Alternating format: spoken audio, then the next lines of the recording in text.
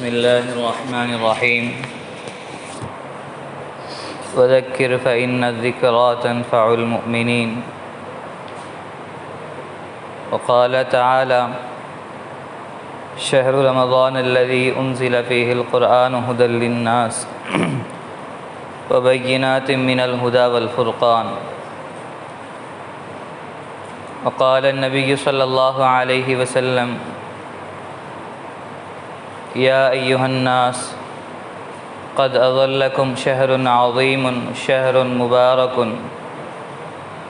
إلى آخر الحديث أو كما قال صلى الله عليه وسلم۔ شب برات کی نسبت پر ہماری جو یہ مجلس منعقد ہوئی ہے،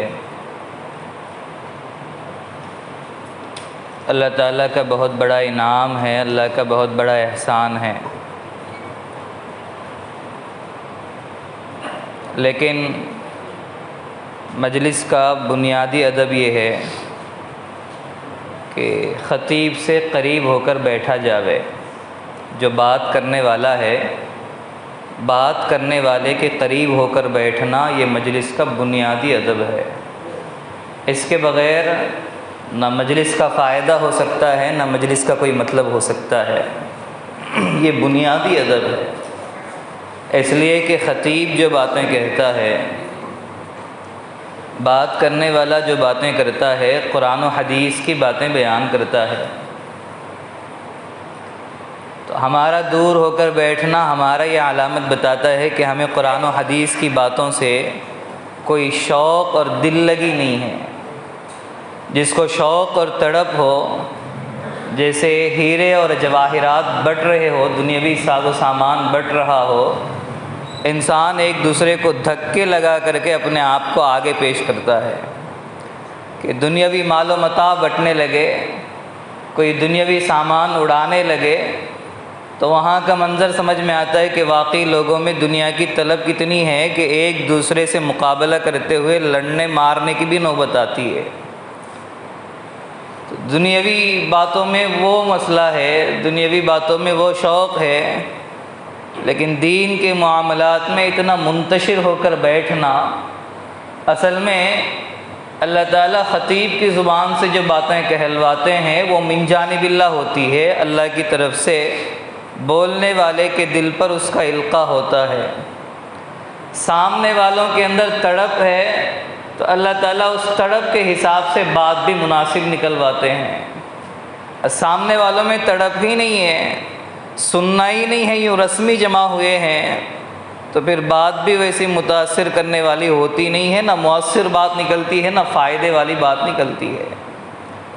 اس لیے بنیادی جو مجالس کے ہمارے آداب ہے، اس کا خیال رکھنا ہر مجلس میں ضروری ہے، اہتمام ضروری ہے، سوچ اور فکر ہونا چاہیے کہ ہماری بیٹھک، ہمارے سننے کا طریقہ یہ ہمارا ذوق بتاتا ہے یا ہمارا بدذوق ہونا، دینی باتوں سے ہمارا بیزار ہونا بتاتا ہے، اس کی سوچ ہونا چاہیے۔ تو اللہ نے احسان عظیم ہم پر فرمایا کہ شب برات کی مناسبت پر اللہ کے گھر میں بیٹھ کر قرآن و حدیث کی باتیں سننے، تذکرے کی باتیں سننے کی توفیق مرحمت فرمائی۔ اصل میں جتنے بھی بیانات ہوتے ہیں، یہ سارے کے سارے بیانات ایک تذکرہ ہے، ایک نصیحت ہے۔ جو انسان جس کام کے لیے بھیجا گیا ہے، جس مقصد کے لیے دنیا میں آیا ہے، اس مقصد کی یاد دہانی کے لیے ایک سبق کا دہرانا ہے۔ انسان کے آنے سے پہلے اللہ تبارک و تعالیٰ نے اس سے پوچھا کہ الست بربکم، کیا میں تمہارا پروردگار نہیں ہوں؟ لوگوں نے جواب دیا، سب نے ایک زباں ہو کر جواب دیا کہ قالوا بلا، اے اللہ آپ ہی ہمارے پروردگار ہے، ہماری پرورش کرنے والے، ہماری تربیت کرنے والے، ہماری تمام تر ضروریات کا تکفل کرنے والے صرف آپ کی ذات ہے، عبادت ہوگی تو صرف آپ کی ہوگی، ہماری منتیں اور دعائیں مانگی جائے گی تو آپ کے سامنے ہوگی، ہمارا سر جھکے گا تو آپ کے سامنے جھکے گا۔ یہ معاہدہ ہو چکا تھا دنیا میں آنے کے بعد الگ الگ انداز میں الگ الگ طریقے سے اس کی یاد دہانی کروائی جاتی ہے۔ نبی اور رسول بھیجے جاتے ہیں، قرآن کریم اور اسی طرح مختلف دیگر کتابیں اور صحیفے بھیجے جاتے ہیں۔ حق باتیں پہنچانے والے ایک دوسرے تک پہنچ کر ایک دوسرے کو حق کی وصیت کرتے ہیں۔ اس طرح یاد دہانی ہوتی ہے۔ تو قرآن کریم میں اللہ تعالیٰ نے فرمایا وذکر، کہ آپس میں ایک دوسرے کو یاد دلاتے رہا کرو، ایک دوسرے کے ساتھ تذکرہ کرتے رہو۔ فإن الذکریٰ تنفع المؤمنین، اس لیے کہ ایک دوسرے کے ساتھ مذاکرہ کرنا، ایک دوسرے کے ساتھ ذکر کرنا، یہ مومنین کو فائدہ پہنچاتا ہے۔ جس کے اندر صحیح ایمان ہے اس کو ان باتوں سے فائدہ پہنچتا ہے۔ تو یہ جتنے بیانات ہوتے ہیں یہ تذکرہ ہے، نصیحت ہے، بھولا ہوا سبق یاد دلانا ہے۔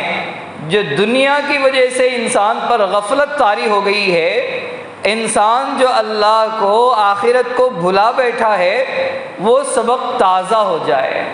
اگر وہ سبق تازہ ہوا کسی مجلس میں بیٹھنے سے، کسی مجلس میں بیٹھنے سے اللہ کی یاد آئی یا آخرت کا ذہن بن گیا، قبر، جنت و جہنم کا منظر سامنے نظر آنے لگا، تو واقعی وہ مجلس نصیحت والی ہے، ذکر والی ہے اور انسان کے لیے فائدے کی ہے۔ اور اگر مجلس میں بیٹھنا یوں رسمی رہا، بیٹھے اور مکمل اٹھنا بھی ہو گیا، ساری باتیں ہو چکی، نہ خدا کی یاد آئی، نہ جنت و جہنم کا تذکرہ سامنے آیا، نہ قبر کی ہولناکی سامنے آئی، انسان جیسی غفلت میں بیٹھا اسی غفلت میں اڑ گیا۔ فرمایا ایسی مجلسیں کسی کام کی نہیں ہے، بلکہ ایسی مجلسیں تو وبال ہے قیامت کے دن۔ جیسے اللہ کے نبی نے فرمایا کہ ایسی مجلس جس میں نہ خدا کا تذکرہ ہو نہ دین کا تذکرہ ہو، انسان کے لیے ایسی مجلسیں قیامت کے دن وبال بنیں گی۔ اس لیے ہماری مجلسوں میں بیٹھنے سے پہلے سوچنا ہے۔ بظاہر دیکھنے میں تو مجلس مسجد میں بنی ہوئی ہے، قرآن و حدیث کے حوالے دیے جا رہے ہیں، آخرت کے مناظر یاد دلائے جا رہے ہیں، لیکن ان مجلسوں سے ہماری کیا کیفیت بن رہی ہے؟ ہم کیا بھولا ہوا سبق یاد کرنے بیٹھے، یا ہماری غفلت دور کرنے بیٹھے، یا اللہ کی طرف ہمارا تعلق قریب کرنے کے لیے بیٹھے ہیں؟ ہمارے بیٹھنے کی غرض کیا ہے اور ہمارے بیٹھنے کی کیفیت کیا ہے؟ اگر کیفیت صحیح ہے تو مجلس کامیاب ہے، کیفیت صحیح نہیں ہے تو کہیں ایسا نہ ہو جائے کہ مسجد میں ہو، قرآن و حدیث کی باتیں ہوں، لیکن اس کے باوجود بھی ہمارا یہ بیٹھنا ہمارے لیے کل قیامت کے دن وبال نہ بن جائے۔ اس لیے غفلت کی حد یہ ہو گئی ہے، غفلت کی زندگی کو ایسی چھائی ہوئی ہے کہ مسجد میں بیٹھے نہ خدا کی یاد آئی، نماز میں ہے خدا کی یاد نہیں آئی، خدا کی کائنات پہ روزانہ نگاہ پڑتی ہے، خدا نے پہاڑ کتنے اونچے بنائے ہیں، آسمان کا کیسا نظارہ ہے، ستارے، چاند اور سورج کا نظام کیسے خوبصورت اور بہتری کا نظام ہے، انسان کے سامنے کائنات کا پورا نظام، اللہ کی قدرت لمحے لمحے اس کو سمجھ میں آتی ہے، لیکن پھر بھی انسان اس غفلت میں زندگی جی رہا ہے، کسی بھی لمحے اللہ کی کسی بھی طاقت کو دیکھ کر اللہ کی یاد نہیں آتی۔ لیکن مومن تو وہ ہے کہ جس مقصد کے لیے تم کو بھیجا گیا ہے وہ مقصد تمہارے دھیان سے، تمہارے ذہن و دماغ سے کبھی ہٹنے نہ پائے، کبھی بھی غفلت کے تم شکار نہ بن جاؤ، ہمیشہ تمہیں اپنے آنے کا مقصد یاد رہے۔ فرمایا جس دم غافل اس دم کافر، بندہ جس دم غافل ہو گیا، اپنے آنے کے مقصد سے غفلت میں پڑ گیا، اس کو یاد ہی نہیں رہا کہ میں کس مقصد کے لیے آیا، میں کون سے کام میں لگا ہوا ہوں، نہ خدا کی یاد ہے نہ دین کا کوئی تذکرہ ہے، سمجھو وہ مسلمان نہیں رہا۔ اب غفلت میں پڑ جانے کے بعد شیطان اس سے کون کون سے کام کروا دے، کوئی سا بھی کام اس سے کروا سکتا ہے، کافر بھی بنا سکتا ہے۔ فرمایا جس دم غافل ہے بندہ سمجھو اس دم کافر ہے، مسلمان نہیں ہے۔ صحیح مسلمان ہوتا ہے، اللہ کے نبی نے فرمایا لا تنسوا العظیمتین، جو دو بڑی بڑی چیزیں ہیں ان دو بڑی چیزوں کو کبھی نہ بھولو، ایک جنت ہے ایک جہنم ہے۔ جنت اور جہنم، فرمایا ان دو چیزوں کو کبھی نہ بھولو۔ لیکن انسان کی غفلت کی حد یہ ہو گئی ہے، نہ کائنات دیکھ کر خدا کی یاد آئے۔ اللہ کے نبی نے جو الگ الگ ترتیبیں بنائی ہے تذکرے کے لیے، آخرت کی یاد دہانی کے لیے، جیسے اللہ کے نبی نے فرمایا کہ کنت نہیتکم عن زیارت القبور فزوروها فإنها تذکر الآخرہ، کہ میں تم کو پہلے قبروں کی زیارت کرنے سے منع کرتا تھا، اب میں تم کو حکم کرتا ہوں کہ قبروں کی زیارت کرو، میں اجازت دیتا ہوں۔ اللہ کے نبی نے فرمایا وجہ کیا ہے؟ فإنها تذکر الآخرہ، اس لیے کہ قبروں کی زیارت کرنے سے آخرت کی یاد تازہ ہوتی ہے۔ اور بعض حدیثوں میں اللہ کے نبی نے فرمایا اکثر ذکر حازم اللذات، لذتوں کو توڑنے والی چیز یعنی موت کا تذکرہ کرتے رہا کرو، جنت و جہنم کے تذکرے کرتے رہا کرو۔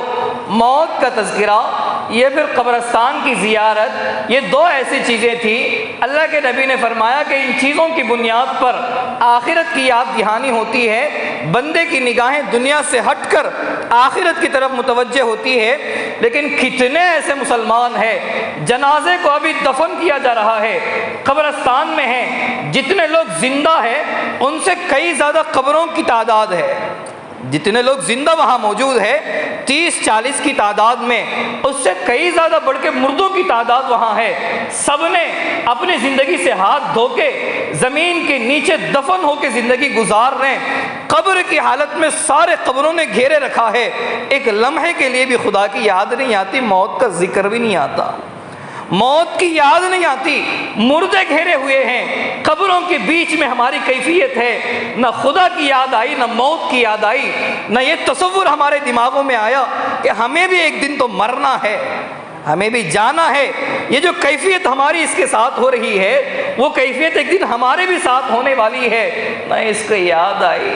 غفلت اتنی ہے، اللہ کے نبی نے جس کے بارے میں یقیناً فرمایا یہ چیزیں انسان کو آخرت کی یاد دلاتی ہے، ایسی انسان کے ہوش و حواس اڑا دینے والی چیزیں اللہ کے نبی نے تو فرمایا موت لذتوں کی مزے کو توڑ دیتی ہے، جتنے دنیا کی ساز و سامان ہے ان کا مزہ توڑنے والی موت ہے۔ موت کے تذکرے ہنستے کھیلتے ہنسی مذاق میں موت کے تذکرے ہو رہے ہیں، ہزاروں واقعات سامنے آ رہے ہیں، آج اتنے لوگ مر چکے، اتنے نوجوان آج فلاں حادثے میں مر گئے، فلاں حادثے میں اتنوں کا موت ہوا، علاقے میں محلوں میں موت کے اکثریت واقعات ہے۔ کسی کے ذہن و دماغ میں موت کا تصور، موت کا لفظ سن کے اپنے موت کی فکر کسی کو نہیں ہوئی کہ ہمیں بھی تو مرنا ہے۔ ایسی غفلت کی زندگی ہے، ایسی انتہائی غفلت ہے، آخرت کے سبق کو ایسے بھلا بیٹھے ہیں، نہ جانے اب مسلمانوں کو جگانے کے لیے اور کون کون سی باتیں سنانی پڑے ہیں، مسلمانوں کو جگانے کے لیے کون کون سی باتیں ان کے سامنے لانی پڑے۔ ایسی غفلت ہے، ان کے لیے رمضان بھی برابر ہے، غیر رمضان بھی برابر ہے، شب قدر بھی برابر ہے، عام راتیں بھی برابر ہے، ذی الحجہ کے ایام بھی برابر ہے، عید کے دن برابر ہے، پورا سال ان کے لیے برابر ہے۔ عیاشی میں اپنی آزادی کی فکر میں دین بیزاری میں گزار دیں گے، کبھی کوئی موقع ان کو اللہ کی طرف متوجہ کرنے کے لیے کافی نہیں ہوا۔ شب برات کا موقع ہو، شب قدر کا موقع ہو، رمضان کے قیمتی لمحات ہو، اب تک رمضان کی فضیلتیں سنتے سنتے زندگیاں گزر گئی ہے، کوئی بندہ ایسا نہ بن سکا جس کے اندر ذاتی طور پر تراویح کا شوق پیدا ہو۔ سنتے آ رہے ہیں، زمانہ ہو گیا، رمضان کی فضیلتیں سنتے سنتے، رمضان کے روزوں کا اہتمام سنتے سنتے زندگیاں گزر گئی ہے، بوڑھے ہو چکے ہیں، کسی کے اندر قرآن سننے کا ذاتی ذوق پیدا نہیں ہوا کہ قرآن اللہ کا کلام ہے، اس میں ذاتی نورانیت ہے، اس کے دلوں سے ہمارے دلوں کی صفائی ہوتی ہے۔ اتنا اہتمام ہم سنتے آ رہے ہیں، کبھی کوئی ایسا بندہ نہ بن سکا جو ذاتی طور پر تراویح کا شوق لے کر کھڑا ہو کہ میں خدا کے سامنے کھڑا رہوں، قرآن کریم کی آواز میرے کانوں میں گونجتی رہے، میں اپنے راتوں کو عبادت کے نور سے منور کروں، اپنے دن کی زندگی کو گناہوں سے بچانے کا اہتمام کروں۔ ایسی فکر اب تک پیدا نہیں ہوئی۔ کون سا موقع ہے؟ کوئی موقع مسلمانوں کے لیے کارگر ثابت نہیں ہوا۔ تہجد کے فضائل سنائے گئے، تہجد کا موقع مسلمانوں کو جگانے کے لیے کافی نہ ہو سکا، تہجد کے فضائل ایک مسلمان کو صحیح مسلمان بنانے کے لیے کافی نہیں ہوئے، نماز کے فضائل، روزے کی فضیلتیں، صدقے کی فضیلتیں، ایک دوسرے کے ساتھ ہمدردی محبت کی فضیلتیں، درود کی فضیلتیں، استغفار کی فضیلتیں، شریعت نے نیک کاموں پر ابھارنے کے لیے جتنے فضیلتیں بیان کی ہے، کوئی ایک فضیلت مسلمان کو نیک بنانے کے لیے، مسلمان کو صحیح مسلمان بنانے کے لیے کافی نہیں ہو سکی۔ نہ اللہ کی رضا مندی کا شوق اس کو کامیاب بنا سکا۔ بھئی یہ کام کر لو اللہ راضی ہو جائیں گے، کام کرنے کا جذبہ پیدا نہیں ہوا۔ یہ کام کر لو جنت مل جائے گی، شوق پیدا نہیں ہوا۔ یہ کام کر لو گناہ معاف ہو جائیں گے، شوق پیدا نہیں ہوا۔ یہ کام نہیں کریں گے دنیا میں پچھتائیں گے، یہ کام نہیں کریں گے قبر کا عذاب ہے، یہ کام نہیں کریں گے جہنم کا عذاب ہے۔ نہ عذاب ان کو بچا سکا، نہ ثواب کی امید ان کو آمادہ کر سکی۔ اتنی غفلت کی زندگی جی رہے ہیں، کون سی چیز اب آمادہ کرے، کون سی چیز ان کو اٹھائے؟ جاگے ہوئے ان جو بے ہوشی کی حالت، جو سونے کی جو حالت چل رہی ہے، کون سی حالت ان کو بیدار کرے؟ اللہ کے نبی کا کون سا وہ کلام ان کے لیے کافی ہوگا؟ وہ کلام سن کر یہ تیش میں آئے، وہ کلام سن کر ان کو جوش آئے۔ اللہ عمل کا داعیہ پیدا کرے، تذکرے والا ذہن بنانا چاہیے۔ غفلت کی زندگی جینے سے انسان کے لیے کوئی چیز فائدے کی نہیں بن پاتی۔ غفلت کی زندگی انسان کو ہلاک کر دیتی ہے، اور غفلت ایک بہت بڑا گناہ ہے۔ ہم یہ سمجھتے ہیں کہ زنا ہی گناہ ہے، چوری گناہ ہے، قتل گناہ ہے، یہ بھی یقیناً بڑے بڑے گناہ ہے، لیکن غفلت بھی بہت بڑا گناہ ہے۔ غافل ہو کے زندگی گزارنا کہ ایک لمحے کے لیے، ایک گھنٹے کے لیے بندہ ایسا بیٹھ گئے کہ نہ خدا کی یاد آئی نہ آخرت کی یاد آئی، اس کا ایک لمحہ ایسا گزارنا بہت بڑا گناہ ہے۔ غفلت کے ساتھ زندگی گزارنا، اس کی کوئی سوچ آخرت کی بنی ہی نہیں ہے، دنیاوی افکار میں، دنیاوی نظریات میں ایسا کھو گیا ہے، نہ خدا یاد آیا، نہ رسول یاد آیا، نہ جنت یاد آئی، نہ جہنم یاد آئی۔ فرمایا اس کے لیے وبال بنے گا آخرت میں۔ غفلت کی زندگی چھوڑنا ہے۔